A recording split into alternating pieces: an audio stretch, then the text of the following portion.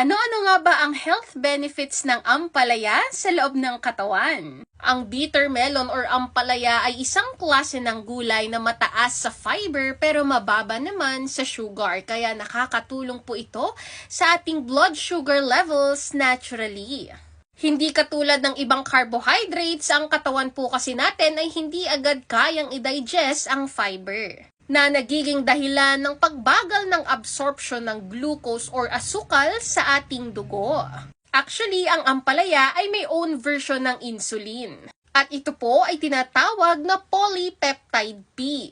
Number 2, ang ampalaya ay mayaman din po sa beta-carotene. Ito po ay isang klase ng pigment na nagbibigay kulay sa gulay. At ang katawan po natin ay kino-convert ang beta-carotene into vitamin A na nakakatulong din sa ating overall health. Number 3, study shows at patuloy na nagkakaroon ng mga studies na nakakatulong din po ito upang mabalanse ang ating cholesterol level sa loob ng dahil sa antioxidant properties na meron ang ampalaya.